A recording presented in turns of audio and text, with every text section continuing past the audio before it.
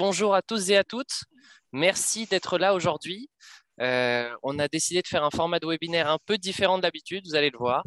On ne veut pas vous afficher 30 graphes, 40 courbes, des chiffres de partout, etc. On sait que ça vous ennuie. Donc, on va commencer par aborder les résultats du T1 d'une manière un peu originale, vous allez le voir. Puis, on va parler du positionnement du fonds. Et bien évidemment, hein, on pourra échanger sur chacun de ces sujets en cours de route. C'est le but, je vous l'ai dit il y a quelques minutes, mais voilà, on veut baser sur ce webinaire sur l'échange. Donc, si vous avez des questions, vous vous démutez, vous les posez et on sera là pour y répondre.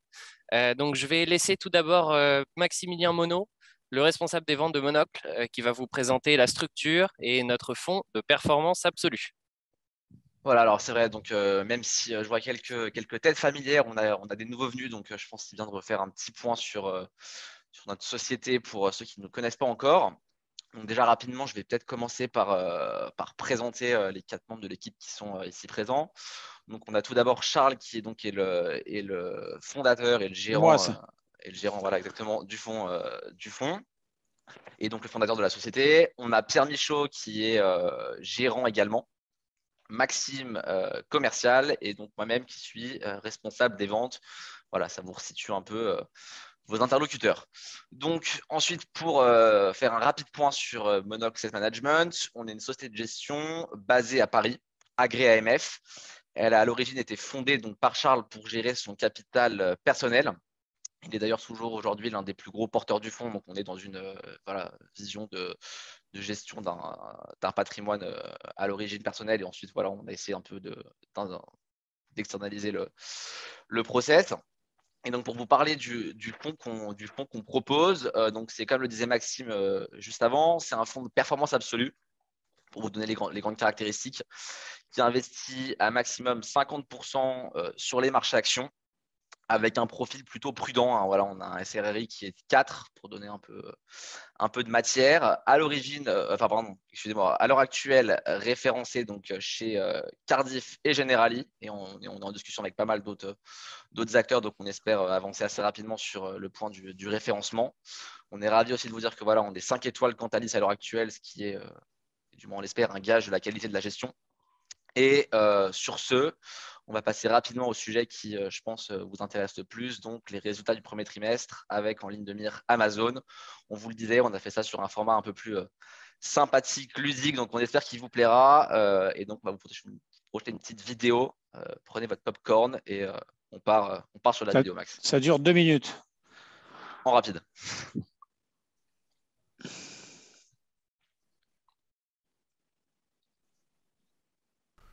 Chef. Bonjour. Ouais, bonjour chef. Alors je voulais vous voir parce que faut préparer les résultats du Q1. Ça va pas être facile. Hein. Les ventes c'est comme ça, plat, enfin ça croit plus quoi. Les coûts c'est comme ça. Ça va pas être facile. Et puis on a Rivian. Rivian, on a gagné au moins 12 milliards dessus, non? Alors ouais, ça c'était le dernier trimestre parce qu'en fait l'action était montée comme ça. Mais depuis l'action c'est comme ça. Et donc là faut passer 8 milliards de pertes là. Ah non, c'est pas possible. Vous avez des solutions, j'espère. Alors les chiffres de Rivian, j'ai regardé un peu. Le dernier trimestre là, les ventes c'est 50 millions. Les coûts, 2 milliards. Donc, non, en fait, j'ai pas trop de. Je pense Rivian, faut oublier Rivian. Ok, on oublie. On oublie, mais il nous faut autre chose. On rattrape ça. Ouais, alors, il y a le split. On peut faire le split. Alors, le split, je vous explique, le split, c'est quand l'action est beaucoup montée. Par exemple, Tesla a fait ça, Apple a fait ça. L'action est beaucoup montée. On la découpe en 20 petites actions. Ça change rien, ça change rien du tout. Hein, c'est pas tout pareil. Mais les mecs, ils adorent ça. Ils achètent et hop, hop, hop, l'action, elle monte. Voilà. Ouais, mais nous, l'action, elle a pas monté, non? Alors ouais, c'est un peu le problème. Rien fait du tout depuis 2 ans, mais bon, c'est pas grave. Ça va peut-être marcher quand même. Ok, on a rien à perdre. On essaye. Ok, ok, on essaye. Alors je fais le split, on prépare, je lance le split. Ça part, ouais, plus 5, et ah ben non, ah ben 0. Eh ben en fait, non, ça pas mal. Enfin, ils sont pas trop cons quand même. Qu'est-ce qu'il nous reste? Il nous faut quelque chose là. Ouais, alors on peut, on peut refaire le coup des serveurs, la dernière cartouche là. Il y a 2 ans, ils s'en souviennent. Non, c'est trop. Ouais, mais personne ne regarde ça en ce moment. Donc, je vous réexplique. Hein. Donc, les serveurs, on avait dit, durent 3 ans. Donc, on amortit sur 3 ans. Il y a 2 ans, on a dit, il dure 4 ans. Voilà. Donc, pof, là, on a pris 2 milliards de profit papier. Mettons 5. Ouais, alors, il va falloir qu'on s'arrange avec l'auditeur. Oui, on rappelle notre expert. Et l'auditeur, D'accord, il sera d'accord. Bon, alors, ok, alors je prépare les trucs et tout, donc on y va, on valide ça, tac, on met les trucs 5 ans, plus 1 milliard de profit, complètement Très papier, bien, 1 mais c'est milliard. pas grave, voilà. Et donc, voilà les résultats, on arrive. C'est pas... je vous laisse les présenter, vous êtes le Alors, chef, donc je vous présente, laisse bon, les c'est envoyer bon, au ce sera marché. tout bon. Ok. Ouais. Alors voilà le cours d'action, là. Ah ben, moins 15. Non, moins 15, pas possible. Non, j'ai des stock options, moi, non. Chef, je suis désolé. Non. Moins 15, c'est pas terrible. Et le trimestre qui s'approche, là, ça va pas être facile non plus. Donc il nous reste 90 jours. Bon courage. Bonnes vacances.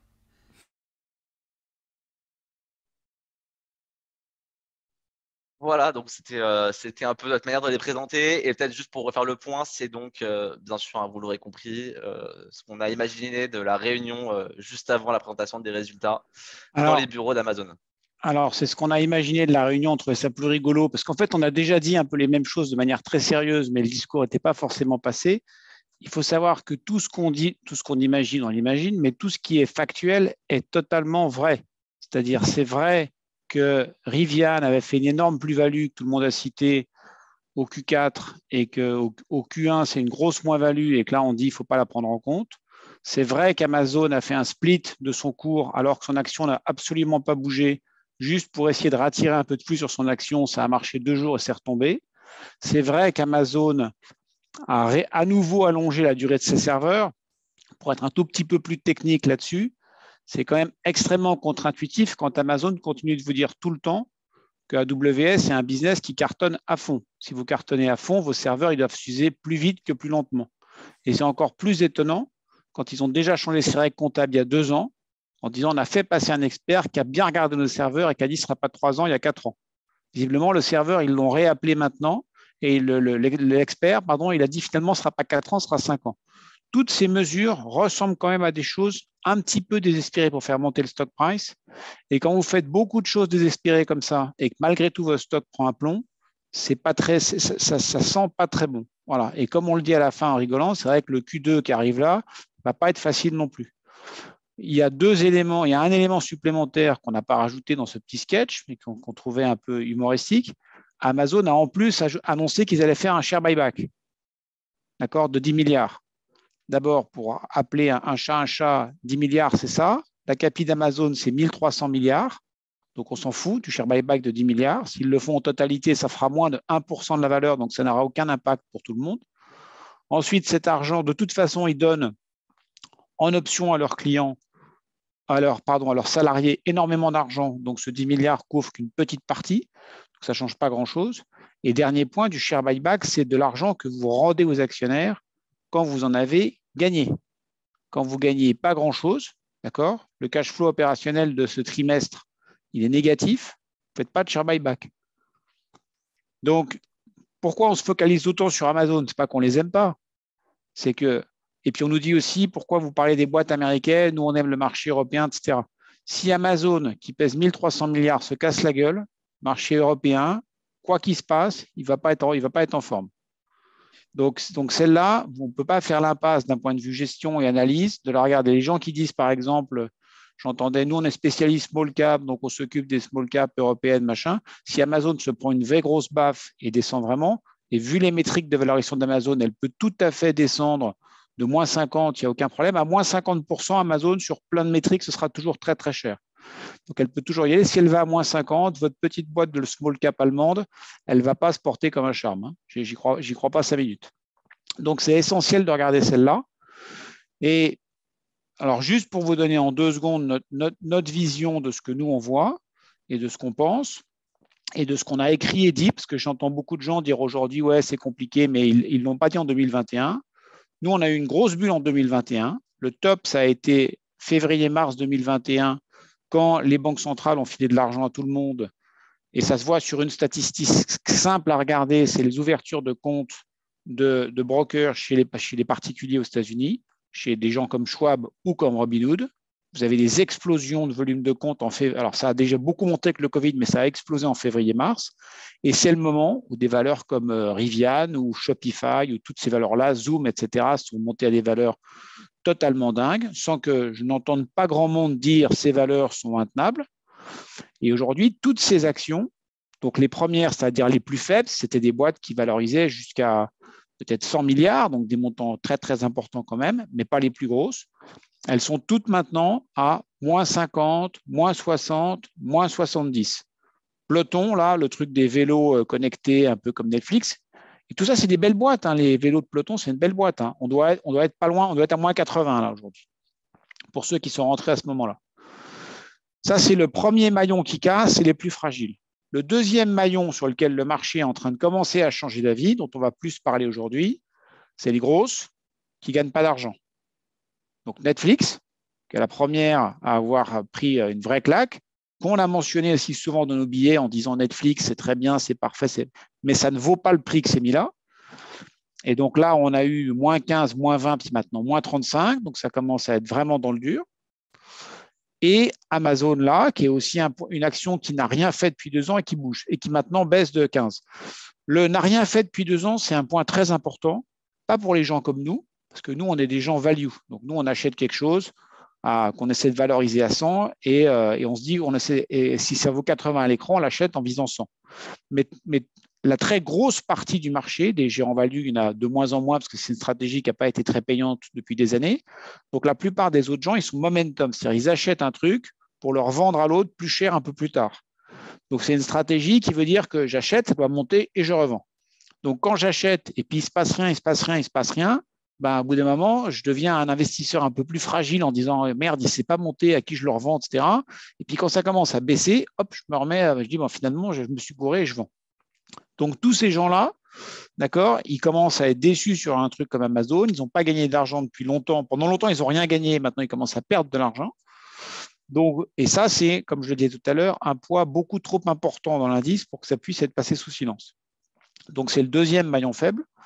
Alors là-dedans, ils ont balancé une boîte qui, nous, on pense, n'a rien à faire ici, c'est Facebook, d'accord? Parce que Facebook, effectivement, a une croissance qui ralentit, mais gagne toujours énormément d'argent sur son activité classique et investit énormément d'argent dans son projet de métaverse. La métaverse, ça peut marcher ou pas marcher, d'accord? Ils peuvent se planter, mais son business classique, lui, il continue d'être quelque chose qui dégage énormément d'argent. Donc, vous commencez à avoir ce deuxième phénomène-là. Et le troisième point qu'on commence à entendre maintenant, que nous, on avait vu, on s'était posé la question et c'est effectivement compliqué, le Covid a perturbé énormément de business models partout. Et y compris les gens dans les boîtes eux-mêmes ne savent pas quels sont les effets exacts qu'a fait le Covid. J'écoutais tout à l'heure la présentation des résultats de Netflix par Reed Hastings, le fondateur et le CEO, et il disait lui-même, le Covid a bouleversé notre business model. On a cru qu'on avait eu tant de clients en plus. En fait, là, certains sont repartis parce que certains sont venus pendant le lockdown. On a cru qu'ils allaient rester. Finalement, certains sont repartis. Nous-mêmes, on ne sait pas quels sont les effets durables de la pandémie sur notre business model. Ce discours-là, vous l'avez dans tous les business et partout.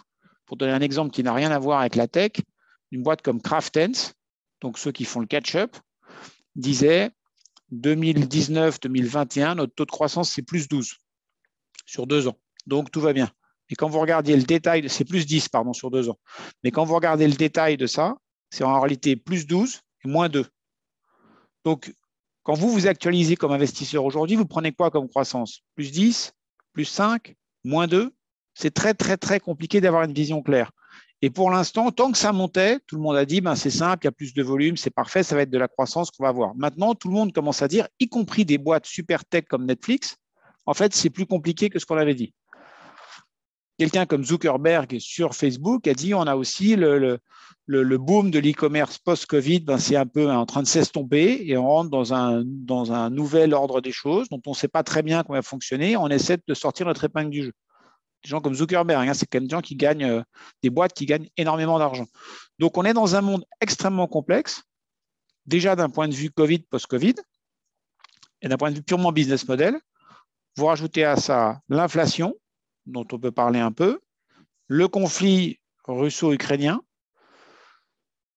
et vous arrivez à une situation où il est normal d'être perdu, normal de trouver les pronostics très difficiles, et normal d'être inquiet. Donc nous, tous les gens qui disent qu'ils trouvent ça facile à gérer en ce moment, je pense qu'il manque un peu d'imagination, à notre avis. Il y a énormément de scénarios possibles.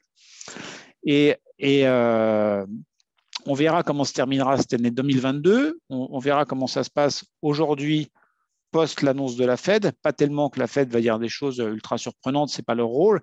Mais le marché, par contre, lui, qui attend depuis 48 heures, il est relativement tendu tout de suite, là, en particulier les US, mais il attend que ce qui se passe pour prendre un sens. Les choses peuvent bouger vite et rapidement. Voilà. Exactement. Et d'ailleurs, pour revenir un petit peu sur Amazon, légèrement donc sur les résultats dont on parlait, c'est assez intéressant de voir que dans le cycle que décrit Charles, on a quand même des indices en tant qu'investisseur et en tant qu'analyste pour jauger un petit peu la dynamique des dirigeants. Amazon, tout ce qu'a décrit Charles et ce qu'on a essayé de décrire, alors oubliez un petit peu nos talents d'acteurs médiocres, mais comme des tentatives un petit peu désespérées de maintenir un cours de l'action, c'est quelque chose qui s'observe, qui peut s'anticiper. Et les résultats d'Amazon, malgré ces tentatives, auraient dû être exceptionnels. C'est-à-dire qu'avec des prix qui étaient annoncés au Q4 il y a 3 mois, en hausse de 10% pour l'année 2022, avec la manipulation sur les serveurs qui fait rentrer 1 milliard de résultats nets en plus, on aurait dû voir sortir des résultats exceptionnels. Et là, on voit sortir des résultats qui sont très mauvais.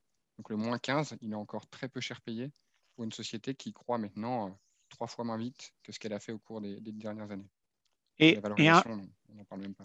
Un point connexe à ça, parce qu'on a une situation qui rappelle un petit peu 2000. Tout le monde accepte que Amazon ne gagne pas d'argent sur son business classique et son business de distribution. Et tout le monde dit que c'est AWS qui vaut cher. Qui sont les premiers? Quel est un des premiers clients d'AWS? Netflix. Netflix, tout est chez AWS. Vous imaginez que la réunion entre le patron de Netflix et le patron d'Amazon la semaine prochaine, je peux vous faire un autre petit sketch en vidéo si vous trouvez ça rigolo. Ça ne va pas être genre, les gars, c'est comme d'habitude, c'est plus 30, mettez-nous à fond, faites doubler la facture, on trouve ça génial. Ça va être, les gars, on est dans la merde, il faut couper les coûts, comment on peut réduire, comment on peut faire. Un deuxième gros client d'analyse d'AWS, c'est Snapchat. Snapchat a dit là, quand il a publié ses résultats il y a une semaine, on a renégocié avec notre fournisseur des nouveaux tarifs plus bas pour essayer de baisser notre coût de revient, etc., parce qu'on doit contrôler nos coûts. Tout ça, ça va contre le business d'Amazon. De la même manière que la plus grosse boîte du Nasdaq en 2000, c'était Cisco, 500 milliards de dollars de l'époque en capi. Et quand toutes les dot-com sont tombées, Cisco est tombé parce que tous ses clients sont tombés. L'action Cisco, pour mémoire, a fait moins 80, n'est jamais revenue. Donc, on est dans une situation qui n'est pas la même, ce ne sont jamais les mêmes, mais en tout cas avec pas mal de similitudes.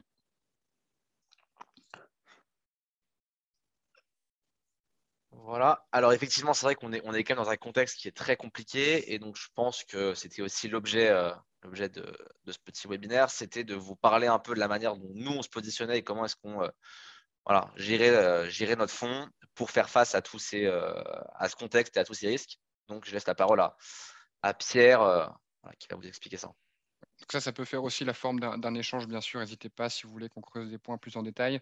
En tout cas, en vue d'ensemble, pour vous donner un petit peu plus de clarté sur comment on gère, nous, aujourd'hui, dans les marchés actuels, il faut savoir qu'on reste encore assez prudent. On a 15% du portefeuille qui est exposé en actions, en expo net. Et le reste, du coup, qui est sur des supports beaucoup moins risqués. C'est un petit peu plus que ce qu'on a pu vous dire, par exemple, cet automne et en fin d'année, où on était assez proche d'une exposition action de zéro, tout simplement parce qu'on commence à voir certaines opportunités arriver. Pour autant, selon nous, on est encore dans un cycle baissier important, et donc on préfère rester prudent. Donc, en gros, le portefeuille… Alors juste pour préciser ce que dit Pierre sur le positionnement du fonds, nous, on raisonne dossier par dossier, en performance absolue. C'est-à-dire qu'on considère en début d'année qu'on a tous nos jetons, si vous voulez, sur nos… Alors, je vois juste une question. Tout le marché n'est pas dépendant des TQS. Je pense qu'en termes d'activité économique, vous avez raison. Je pense que si le Nasdaq se prend une grosse claque, il n'y aura pas beaucoup ça entraînera tout le reste. Et je pense que techniquement, c'est plus corrélé qu'avant à cause de toute la gestion passive qui fait qu'elle suit les grosses sociétés dans les indices. C'est évident qu'il y a des secteurs qui sont évidemment moins impactés, sur lesquels nous, effectivement, on a des lignes dont on va parler. C'est vrai, vous avez raison sur ça. Mais néanmoins, il faut quand même faire attention. Alors, et vous allez voir justement dans notre positionnement. Donc, nous, on raisonne dossier par dossier en disant sur chaque dossier, tiens, on a trouvé une société là, on pense qu'on peut gagner 10 ou 20 ou 30. Voilà, si on a raison. et on pense qu'on peut perdre 5 ou 10 ou 20 si on a tort. On n'a jamais un scénario, on a toujours 4 ou 5 parce qu'on ne sait jamais précisément ce qui peut se passer. Et en fonction du risk-reward sur chaque dossier et de la liquidité, parce que nous, on veut pouvoir rentrer et sortir, on ajuste nos tailles de position. Là, on a une grosse position sur Unilever, qui est un truc énorme et ultra liquide, donc on met 8%, et sur lequel on n'a pas du tout peur du risque. Et puis, on a une ligne sur Moderna, les vaccins, qui est une boîte plus petite, voilà, et avec un risque plus important et un potentiel plus important. Donc là, on a un peu moins d'1%, pour vous donner les ordres de grandeur. On met tout ça sur le tapis, donc on raisonne vraiment dossier par dossier, d'accord? Donc on n'a pas de notion de benchmark, de poids, de rien. C'est-à-dire que si on ne voit rien à faire, on ne fait rien. Par exemple, sur la partie obligataire, nous, on doit avoir la moitié en obligation. Ben là, on a trouvé très peu de choses, donc on n'a quasiment rien. La partie action, on a trouvé au fur et à mesure de l'année 2022 où ça baisse un peu plus, des opportunités apparaissent, on a mis des jetons, d'accord? Donc on a mis plus de positions. Et pour protéger tout ça, à la fin, on fait la somme de ce qu'on a. Et on dit, en dehors de nos dossiers spécifiques, pour reprendre le mot que vous disiez sur l'impact des marchés globaux par rapport à vos dossiers spécifiques, si on a assez peur du contexte ou que le contexte nous paraît contenir un risque important, on met une couche de protection basique. Donc nous, on a une position de 25% du fonds à la baisse sur l'indice américain. En disant, nous, si demain matin tout s'effondre, on ne veut pas se réveiller et se dire, mon Dieu, il s'est passé quoi? On veut vivre avec une assurance. Donc, on prend ça comme assurance. Alors, question sur Unilever, j'y réponds juste après. Donc, sur la partie construction du portefeuille, c'est ça qui fait que ça amène à cette notion d'exponette, mais qui, moi, me plaît moyennement. Je préfère dire on met tous nos paris et après, si on se dit, bon, il y a quand même un moment, un risque que les choses tombent, on veut mettre un filet pour ne pas se retrouver sans trampoline. Alors, vive les pizzas, c'est peut-être lié à la façon dont on construit. Sur Unilever et l'inflation, Unilever, on pense que justement, c'est des belles marques, ultra anciennes. Donc, ce sont des marques qui ont du pricing power. J'ai été assez marqué en lisant les mémoires du fondateur de Nike, qui a lancé tout son business dans les années 70, qui faisait produire toutes ses chaussures au Japon. Et dans tout son bouquin, il raconte l'histoire de Nike. Il parle plusieurs fois du yen, en problème financier qu'il avait lu en tant que fondateur entrepreneur, parce que plusieurs fois, le yen montait en valeur, ses chaussures étaient en coût de revient montait, il ne savait pas comment le gérer. Toute cette époque-là, il est pendant le moment où l'inflation est à 2 chiffres, 10, 15, 20. Il ne parle jamais d'inflation. Pourquoi? Parce que quand vous avez du pricing power, si l'inflation est à 10, 15 ou 20, vos prix de vente, vous allez les mettre à 20, 25 ou 30, et donc vous allez amener du plus 50 à votre banquier en chiffre de vente à la fin, vous serez content. Alors Unilever, ce n'est pas Nike à l'époque, mais néanmoins, je pense qu'ils ont largement de quoi se défendre sur la partie pricing. Pour donner un ordre de grandeur, là, tous les gens parlaient de l'impact de l'Ukraine qui est effectivement très important sur le marché du blé. Le prix, la part du blé dans le prix d'une miche de pain aux US, c'est 5%. D'accord? Donc, le prix du blé peut doubler, d'accord, prendre 100%. L'impact sur la miche de blé ce sera uniquement 5%. Donc, non, je n'ai pas très peur de l'impact sur Unilever. Et pour revenir plus en détail sur Unilever, nous, on aime bien avoir des dossiers justement avec plusieurs scénarios. Unilever, c'est une boîte un peu particulière parce qu'il y a 10 ans, son PDG Paul Polman a dit « Nous, on prend un vrai virage ESG un peu avant tout le monde et on va s'occuper de tous les stakeholders, je ne me rappelle plus du terme français, enfin toutes les parties prenantes de la société, pas uniquement les actionnaires. » Donc avec un truc très ESG un peu avant l'heure. Et il a écrit un bouquin sur ça qui est sorti il y a 1 an. Il a rendu les rênes à son bras droit, Alan Jobe, qui est PDG depuis 2 ans maintenant. Et il a dit, cette philosophie, qui a déjà été la philosophie d'anciens patrons, dont suite Johnson & Johnson dans les années 60, a dit, dans ce cadre-là, l'actionnaire doit faire un return correct. C'est-à-dire pas extraordinaire, mais correct. Et puis les salariés corrects et toutes les parties prenantes correctes.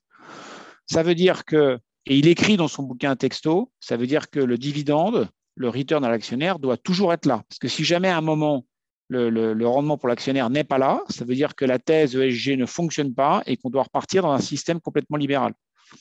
Donc, Unilever, pour ces gens-là, ils ne doivent jamais couper leurs dividendes. Sinon, on va dire, attendez, votre système ne marche pas pour les actionnaires et il faut tout changer, on vous vire. Et pour rebondir là-dessus, l'inflation, c'est clair que ça a été le point d'ailleurs pour lequel on est entré dans le dossier. C'est qu'on a vu les impacts annoncés par les dirigeants d'Unilever. On a vu ce qu'ils prévoyaient sur 2022 et la suite, des impacts assez négatifs sur les marges dans un premier temps. Donc ça a été compris par le marché, ce qui a tiré l'action vers le bas et qui nous a donné des prix d'entrée intéressants. Et deuxième point, pour la suite, pourquoi on entre dedans malgré ces risques d'inflation? Aussi parce qu'on estime que les banques centrales, qu'elles le fassent lentement ou rapidement, vont de toute façon devoir la combattre et que cette hausse des taux va surtout… On t'entend mal, mets ton micro plus près. Je ne sais pas si vous m'entendez mieux là. Cette hausse des taux va de toute façon contrer l'inflation. Alors on espère que ce sera le moins violemment possible et que cette hausse des taux va faire en sorte que sur les marchés, les actionnaires se repositionnent sur des dossiers résilients qui savent traverser des récessions et des crises. Et ça, Unilever, sur l'historique, on sait que c'est un dossier qui nous permet de résister dans ces récessions. Mais même en dehors de ça, même si Unilever souffre, donc moi j'aime bien avoir des dossiers, que vous avez compris, c'est comme notre positionnement, c'est ceinture plus bretelle. J'aime bien les dossiers comme ça.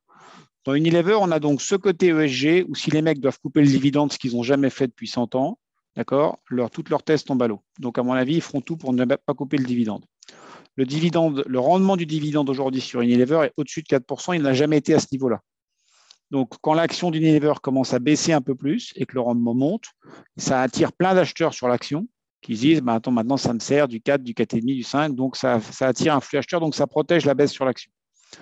Et si jamais, qu'est-ce qui a changé sur Unilever? On a regardé effectivement ce cours baisser en 2022, on n'a pas touché. Et à un moment, ils ont dit on va faire une grosse acquisition sur GSK, une grosse branche pharma pour un très gros montant, 50 milliards. Je vous ai parlé les détails. Dans Unilever, il y avait un activiste qui était déjà là, un grand gérant qui s'appelle Terry Smith, qui avait une grosse ligne, qui a dit stop, c'est n'importe quoi, on est contre. Et il y a un deuxième fonds activiste américain, Treyan, qui est lancé avec Nelson Pence, et qui a dit on est contre, il faut arrêter.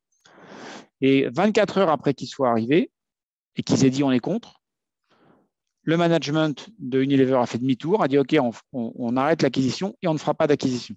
Donc, vous avez deux financiers qui sont rentrés là, qui ont pris des positions importantes à des niveaux plus importants que nous, qui sont rentrés plus chers que nous et qui disent nous, les gars, on en a marre de vos conneries et on veut juste avoir des résultats qui montent et du dividende qui monte. Donc, si jamais les autres se plantent un peu, c'est les financiers qui vont prendre la main, d'accord, et qui vont dire nous, on s'en fout de l'ESG, on veut que les résultats montent. Donc, nous, on est dans une stratégie où c'est la thèse du management actuel qui reste et ils maintiendront toujours le dividende. On fera du 4%, ce qui est correct dans le monde encore d'aujourd'hui. Et on n'a pas peur de downside parce que ça nous protège le niveau du dividende sur la baisse du cours. Et B, si eux se trompent et que les financiers prennent la main, ils vont dire nous, on s'en fout, on veut faire un truc purement financier, on vend des branches. D'accord ? Et dans ce cas-là, votre résultat montera. Donc, dans les deux stratégies, on n'a pas peur. Voilà, c'est pour ça qu'on a une aussi grosse pause sur Unilever. Et je suis d'accord avec ce que vous disiez tout à l'heure. C'est vrai que celle-là, si Amazon finit à moins 50 et que le Nasdaq commence à s'effondrer comme on l'a vu en 2000, c'est sûr qu'Unilever sera une des boîtes qui baissera le moins. Peut-être même au départ montera parce que tous les gens, par exemple, qui doivent avoir des fonds 100% actions, ils vont vendre des choses et puis ils devront réinvestir l'argent peut-être ailleurs. Donc, ils iront dans celle-là où ils seront protégés. Objectif de perf sur Unilever, on doit être à… C'est pas beaucoup, c'est 20%, quoi. Voilà, là, ça vaut 40 quelque chose. Vers 50, vers 50, vous commencez à être un peu plus vers votre plafond. Voilà, c'est pas du truc qu'on fait x10. Hein. Mais nous, on est des gains petits, on a toujours été des gains petits. Hein. Nous, on essaie de gagner 20, ça nous paraît bien. Et quand on touche, on vend. Sauf si on se dit, c'est bon, on n'a pas peur du dossier et on ne bouge pas et on peut rester un peu plus longtemps ou on a un rendement correct. Mais on aime les boîtes que pour ça. Alors, sur des secteurs comme la gestion de l'eau ou de la santé, alors nous, c'est très simple, on est totalement agnostique avec les secteurs, la thématique, le truc. Nous, la seule chose qui nous intéresse, c'est le prix. Parce que nous, comme vous, dans tout ce marché coté, on a le même statut, on est des PIM, c'est-à-dire qu'on est des petits investisseurs minoritaires. On n'a pas de contrôle, on n'a pas d'influence sur la stratégie, on n'a rien. Donc, quand vous êtes un PIMS, vous avez un seul truc à regarder, c'est le prix. Votre seule protection, c'est le prix. Si vous payez trop cher, vous ne pouvez rien faire. Buffett, par exemple, il peut payer des boîtes plus chères parce que si à un moment, ça ne lui va pas, il peut changer les gens, il peut être dedans, il peut dire on fait comme ça, on fait différemment, vous n'achetez pas cette boîte, il est là. Mais nous, on ne peut pas. Donc, nous, on est forcé d'être plus vigilants sur le prix. On peut parler du dossier Twitter, par exemple, avec l'affaire de Musk. Twitter est une boîte qu'on regardait. dont on a dit tout 2021, c'est hors de prix, et dont là, on a dit, tiens, ça commence à être un prix un peu plus utile, un peu plus intelligent. Mais le prix intelligent pour Twitter, pour nous, il est forcément plus bas que le prix pour Musk. Parce que nous, dans Twitter, on va juste être passif. Alors moi, il y a un truc qui m'a toujours sidéré sur Twitter, c'est que cette boîte qui devrait normalement gagner beaucoup d'argent, on a toujours perdu. Donc vous dites, c'est vrai que ça pourrait être géré différemment et gagner de l'argent. Mais nous, on est tout passif, on est petit et passif. Donc la seule chose qui nous protège, c'est le prix. Musk, lui, peut arriver et dire, moi, je vais arriver, changer tout et transformer le truc en quelque chose qui gagne du pognon, donc je peux payer plus cher. Donc, sur les fonds thématiques, etc., nous, on regarde toutes les boîtes possibles si le prix nous paraît faire du sens. Si c'est pas cher, on adore. Si c'est moyen, on ne bouge pas. Et si ça devient très cher, on n'aime pas du tout. Ouais, Max. Voilà, et donc je pense que ce qui est intéressant, donc voilà, on est parti un peu sur Unilever Twitter, c'est donc vous l'aurez compris, on a un positionnement qui est opportuniste, donc on n'a aucun biais sectoriel géographique, si ce n'est qu'on investit donc quand même en permanence donc, sur les US et l'Europe. Donc on regarde énormément de dossiers, quels qu'ils soient.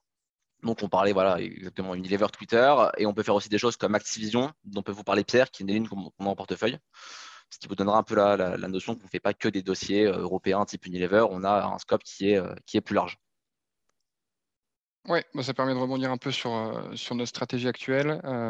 Faut savoir qu'on a à peu près 6% du portefeuille sur 2 dossiers d'arbitrage de fusion, de merger arbitrage, donc Twitter dont on vient de vous parler et Activision, qui sont des dossiers qui ont l'avantage d'être un peu décorrélés de la dynamique, on va dire de marché, ce qui est plutôt avantageux dans les moments actuels. Activision, c'est un dossier assez intéressant parce que c'est un des dossiers qui offre une prime. Donc pour vous situer, Microsoft a fait une offre de $95 sur l'action Activision. Il faut savoir qu'elle cote actuellement environ $79.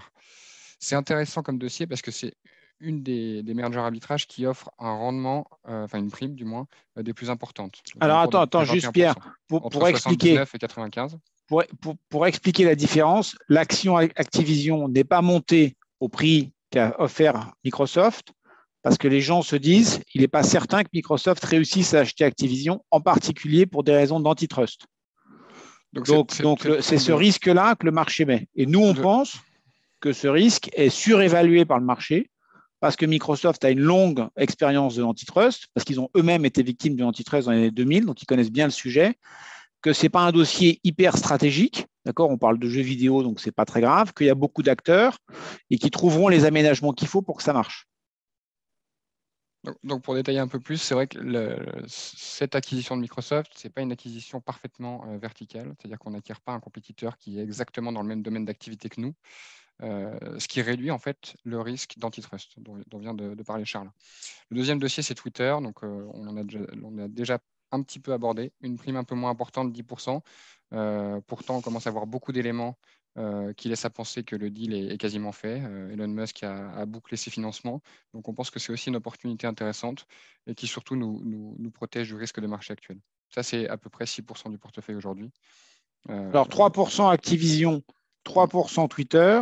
Activision, il y a eu une très bonne semaine ce week-end parce que Berkshire Hathaway, donc Buffett, a publié ses comptes et en fait, ils annoncent qu'ils ont pris 9% du capital d'Activision. Donc, ils ont pris le même pari que nous sur des montants beaucoup plus importants. Sur ça, donc nous, on voulait rajouter un peu d'Activision là, mais sur ça, le cours a un peu monté. Comme vous l'avez compris, on est très, très vigilant sur le prix. On attend de voir ce qui se passera là. Si ça redescend un peu, peut-être qu'on en remettra plus. Et le dossier Twitter, c'est vrai que quand nous, on a vu arriver Elon Musk, avec toute la personnalité particulière qu'est Elon Musk et ce qu'il y a contre lui, nous, on s'est dit, il a mis 3 milliards de dollars à titre personnel, d'accord ? C'est un vrai montant très important. Il a 80 millions de followers sur Twitter, donc il connaît par cœur la plateforme, et il a un vrai intérêt à vouloir diversifier ses actifs par rapport à Tesla, parce qu'il doit savoir que son action Tesla est très, très, très, très, très chère, et qu'il pourrait lui arriver ce qui vient d'arriver à Reed Hastings, Netflix. Donc, ça serait mieux de diversifier un peu, surtout sur une action comme Twitter, qui, elle, a été coupée en deux depuis 1 an. Et le dernier facteur, tout le monde cherche encore à faire du rendement, en particulier les banques. D'accord ? Donc, quand on a lu des rapports qui disaient « mais est-ce qu'il trouvera le montant pour financer, etc. » Je dis ça, il n'y aura aucun problème, il trouvera forcément le financement.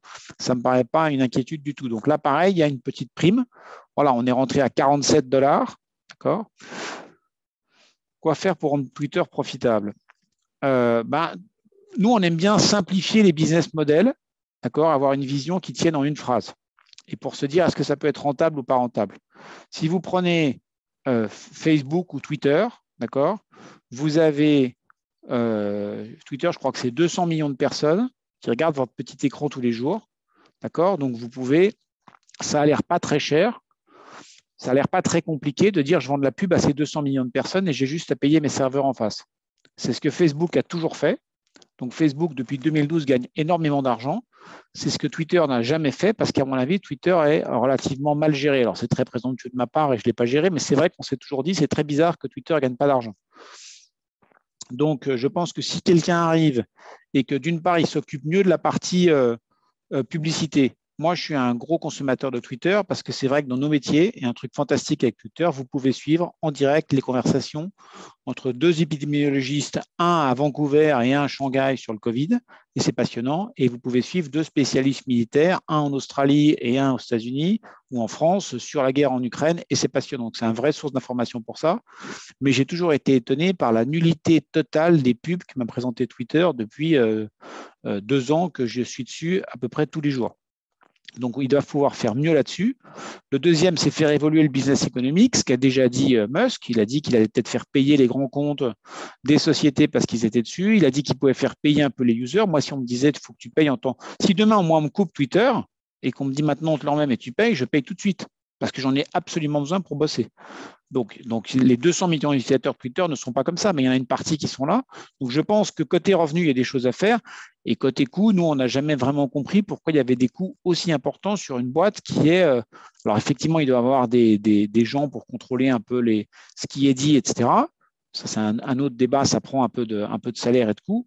Mais la base de coûts nous a toujours paru étonnante, surtout comparé à Facebook. Quelque part, de loin, c'est quand même un petit peu la même chose. Vous avez des millions de panneaux publicitaires et vous vendez votre pub, ça devrait normalement fonctionner.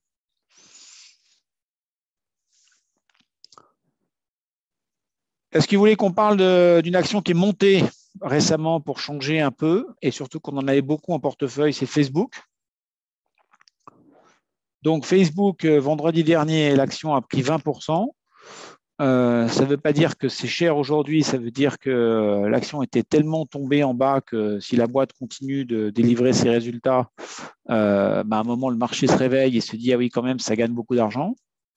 Donc Facebook gagne toujours beaucoup d'argent.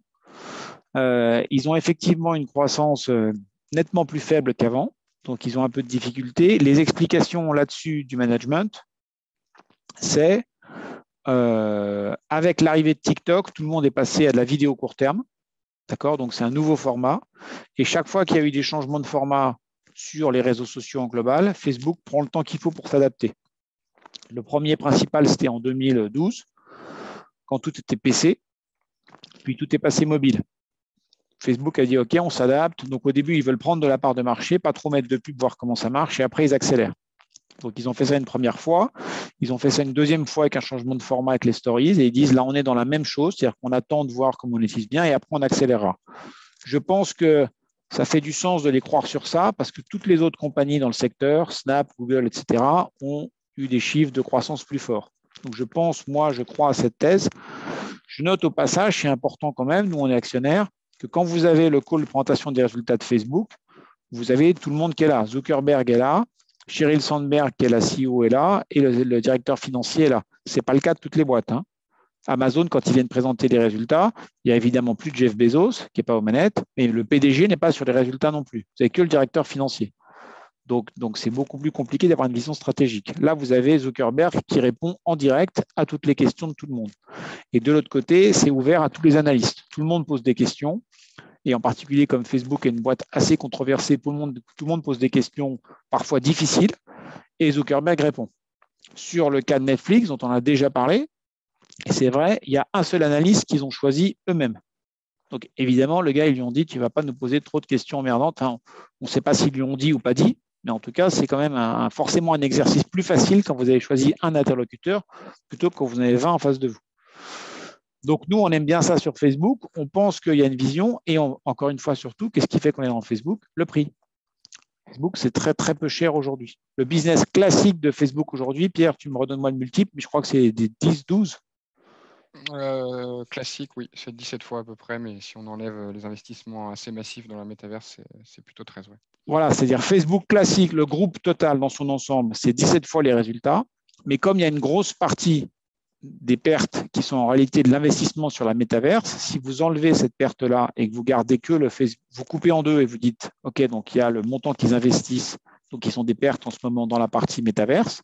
Si vous prenez le reste sur le Facebook classique, ça veut dire que cette activité-là est valorisée dans la valorisation actuelle de Facebook après les 20% de hausse, 13 fois les résultats. 13 fois les résultats, c'est très, très, très peu cher pour une boîte de la taille de Facebook. Donc, celle-là, pareil, si le Nasdaq s'effondre, d'accord, elle baissera, mais elle baissera à des niveaux où on pense que naturellement, les résultats qui arriveront dans les trimestres qui suivront reviendront. C'est-à-dire, on pense qu'il est possible qu'on perde de l'argent sur Facebook, pas beaucoup, et on a beaucoup de scénarios où si à un moment ça tangue et ça devient dur, ben dans 1 an ou 2 ans, on verra notre prix. Par contre, quand vous achetez une boîte 50 de PE, si à un moment les choses commencent à partir et ça ne va pas bien, vous ne reverrez peut-être jamais votre prix. Encore une fois, les actionnaires de Cisco en 2000, ils se sont pris moins 80, ils n'ont jamais revu leur prix.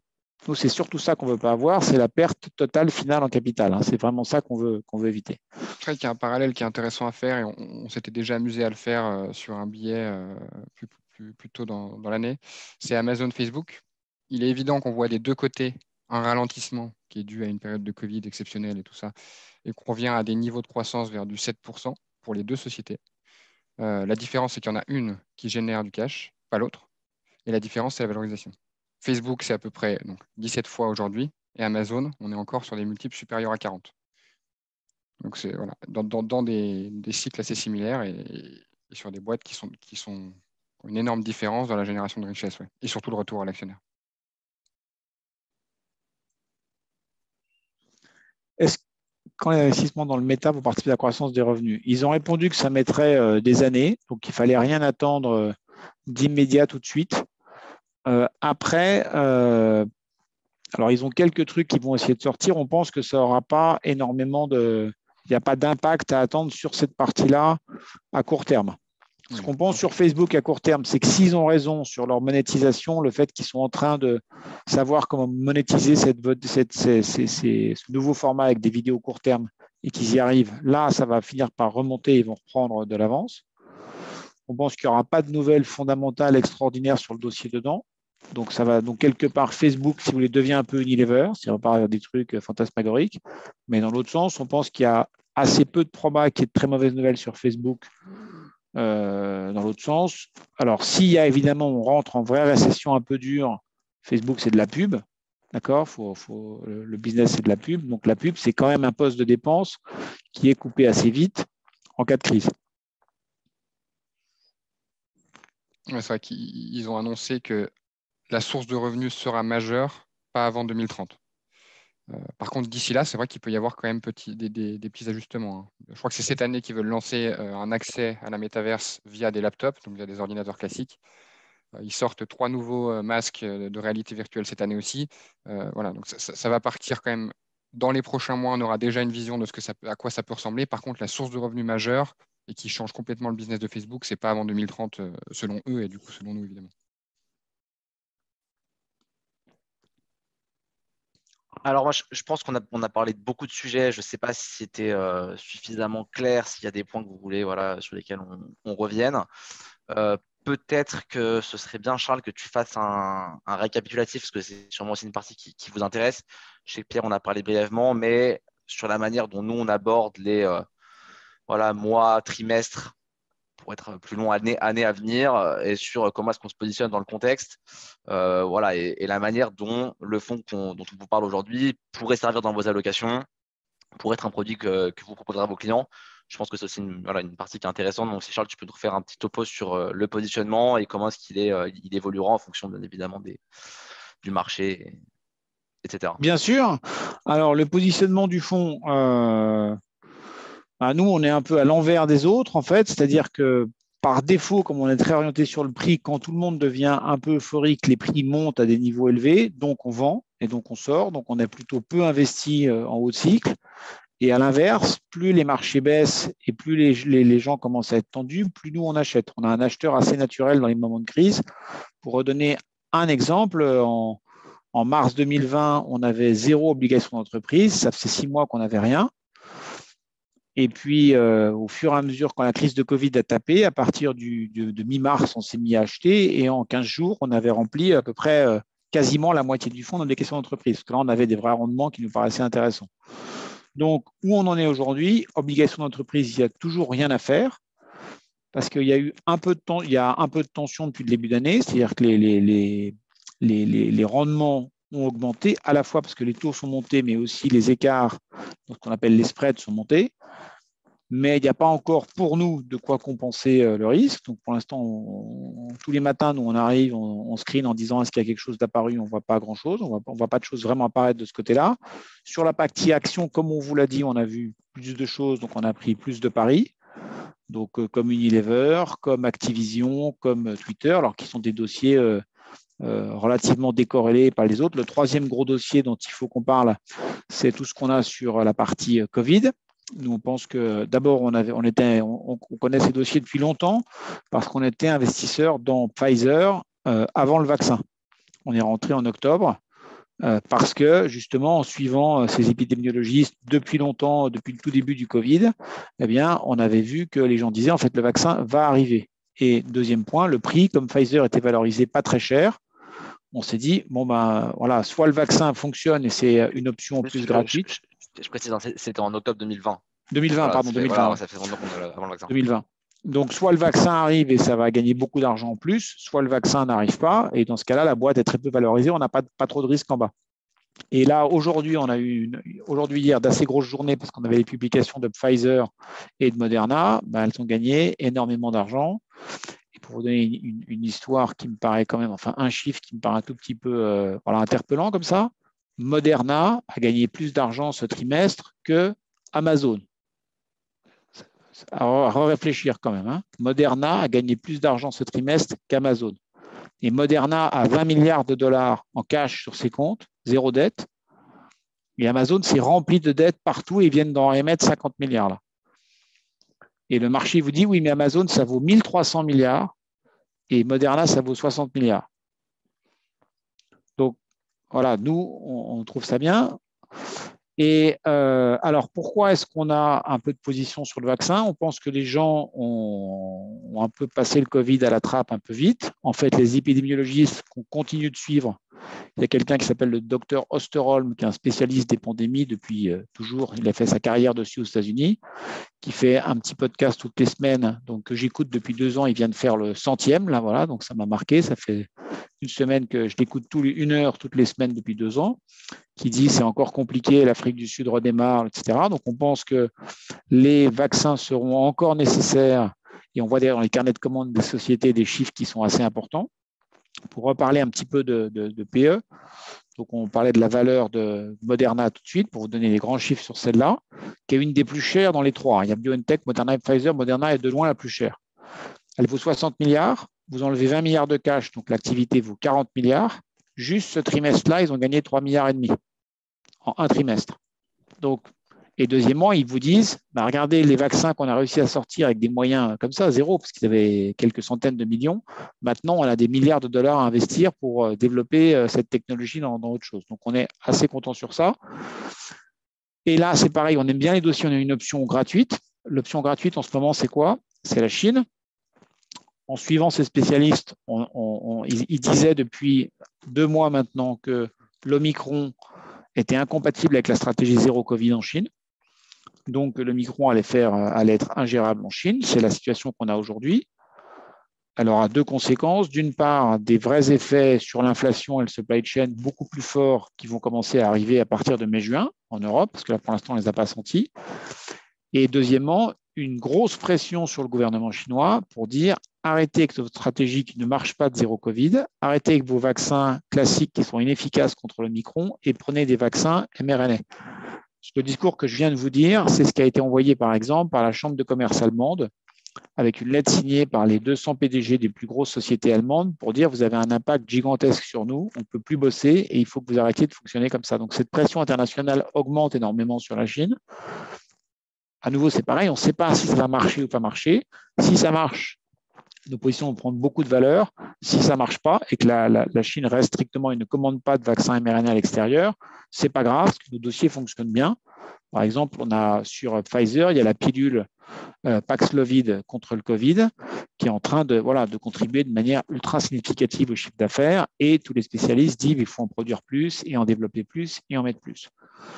Donc voilà, et à nouveau, c'est vrai que comme vous l'avez dit tout à l'heure, et je suis d'accord, ce dossier-là, Pfizer, les vaccins, comme Unilever, comme Activision, tous ces dossiers sont relativement décorrélés du marché global dans son ensemble. Donc c'est ce qui nous plaît aussi. Voilà, alors bon, donc voilà, je pense qu'on vous a fait un bel exposé un peu des différents paris et de la manière dont on voyait les choses. N'hésitez pas, vous avez tous normalement la main pour vous démuter s'il y a des questions. C'est peut-être plus agréable pour vous que de les poser directement dans le chat. Est-ce qu'il y a des points, soit sur des sociétés, soit sur les résultats sur lesquels vous voulez qu'on vienne, sur le positionnement global? Est-ce que c'était très clair? Pas clair du tout? Voilà. N'hésitez pas à intervenir et à nous dire un peu. Est-ce que vous avez aimé notre petite vidéo du début? N'hésitez pas, on prend toutes les critiques.